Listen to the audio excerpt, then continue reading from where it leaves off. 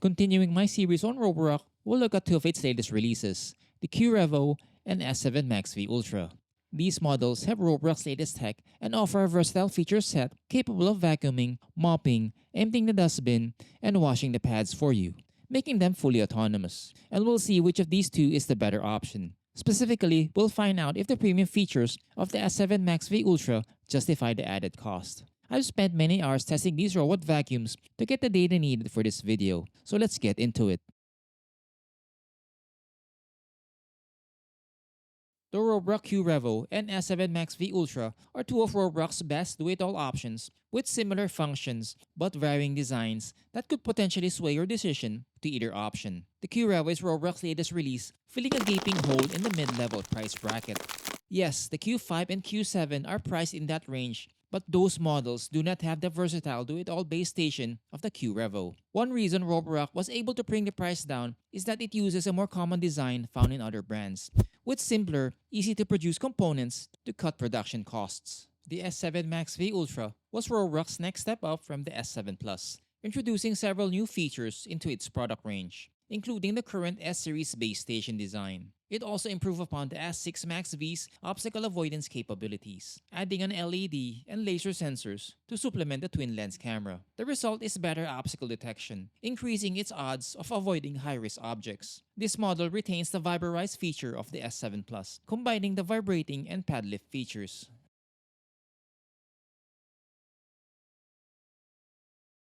While both models utilize a dual-function base station with pad washing and self-emptying features, their designs vary. The Revo has a simpler design since it uses a one-piece component with these studs strategically placed to agitate and clean the pads.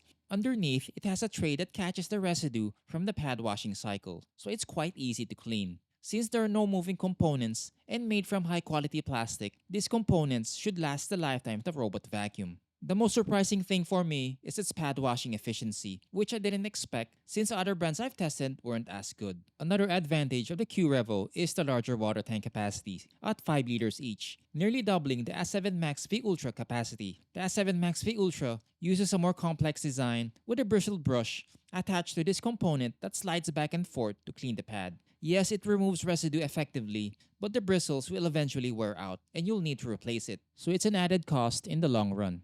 Bag location also varies between these models. The S7 MaxV bag is located beside the clean water tank, while the Revo is underneath the two water tanks. Nonetheless, there's little variance with bag capacity, since the Revo only has a 0.2-liter advantage over the S7 MaxV Ultra. Since the Revo is cheaper, doubles the S7 MaxV water tank capacity, has zero running costs, and efficiently cleans the pads, it wins this category.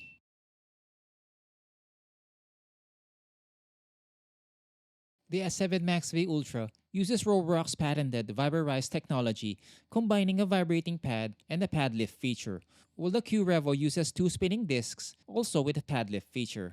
I tested both on different stains, namely red wine, prune juice, and grape juice stains, and these were very efficient in removing everything after the first pass. What I like about the Roborock algorithm is the tight overlaps, so these robots rarely miss a spot. One advantage of the S7 MaxV Ultra is the detachable pad bracket, giving consumers easy access without flipping the robot over, which was the case for the Revo. But with the efficient pad washing feature of both robots, you don't need to do this often. With their efficient mopping performance, I'd give each robot a point in this category. Since these robots utilize ladder, there's no difference in their navigation. Both will start to run around the edges before moving to the middle areas in a back and forth pattern. I could superimpose the clips and you'll hardly notice any difference. Another similarity for these robots is the efficient pickup during the coverage test, picking up most of the debris after the first pass, which wasn't the case for the S8 Pro Ultra. These robots completed the run in around 18 minutes, a decent time in this small room. Both have access to the 3-pass run, so there's an element of thoroughness if you choose to enable it. Containment is available through the invisible wall and no-go zone feature to block the robot from going into off-limit areas. These robots have a carpet sensor underneath, helping them avoid carpets as long as these areas are detected and marked on the map. Consumers can then turn on this avoid option on the app so the robot avoids them. Both get a point since there isn't much variance in how these robots navigate, pick up debris, and app features. These robots have front obstacle sensors, enabling them to avoid obstacles. But these sensors vary. The S7 Max V Ultra uses a twin-lens camera flanked by lasers, enhancing its obstacle avoidance capabilities. You can see this in action through the app, where it takes snapshots of the obstacles and for the most part tags them appropriately. It's not perfect, but it usually gets the everyday stuff right. This accuracy also translates to better obstacle avoidance, with a few exceptions. It avoided almost everything, from pet feces, coiled wires, sometimes stretch wires, toys, and this weighing scale. But I wouldn't rely on it to avoid high-risk obstacles like pet feces or stretch wires because it gets too close.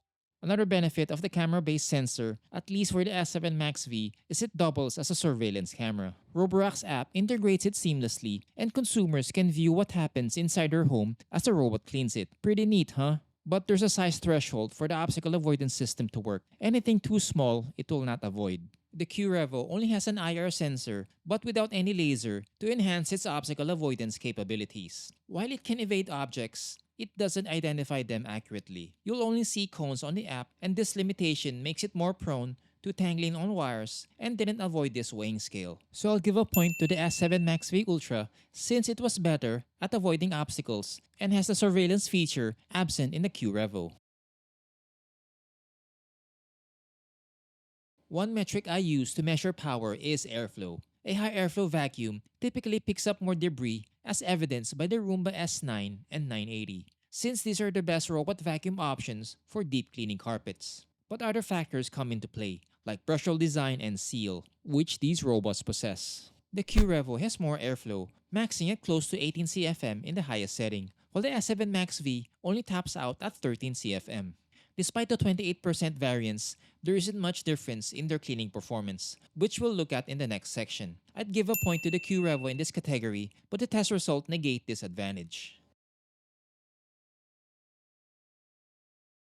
Despite the airflow disparity, the S7 Max V Ultra got higher overall scores during the cleaning experiments, but the difference was small. But it was better in nearly every category, from surface to embedded debris, which is impressive for something with low airflow. One possible reason for this is the floating brush roll that keeps the roller connected to the surface at all times, since it pivots in all directions. Both were excellent in the edge cleaning experiment, getting almost everything out. This advantage extends to cleaning hair, with the S7 Max V Ultra getting much higher percentages in the 5 and 7-inch experiments. Take note that I didn't test the Revo on 7-inch hair since it only got 24% on the 5-inch test.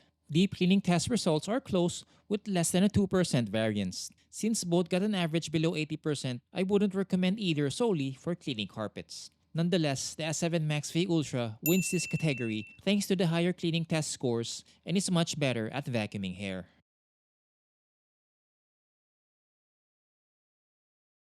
The S7 Max V Ultra and Revo use the same 5200 mAh lithium-ion battery, so it will run for up to 180 minutes in the lowest power setting. Since both have the mapping run, these robots will create maps faster than any option without this feature. Even in large spaces, creating maps won't take very long. Add the efficient navigation, these robots will clean large homes without needing to recharge often. Since there's no variance, both robots get a point.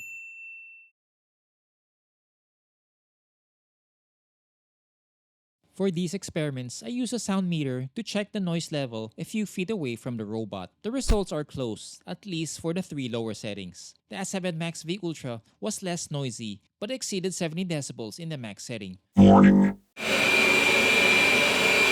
the Revo didn't exceed 63 decibels. Since the variance in the max setting is higher than in the lower settings, the Revo wins this category. Choosing between the S7 Max V Ultra and Revo will boil down to feature preferences and how much you're willing to spend. Is obstacle avoidance a high priority? Do you need the surveillance feature? Or do you want something cheaper but nearly as efficient? With the price variance of these robots, you could ask yourself whether the premium features Roborock slapped into the S7 Max V Ultra and its superior hair cleaning performance is worth the added cost. What do you think? Which of these two would you select? Let me know in the comments section below. Thanks again for watching. Like and subscribe if you find value in this video.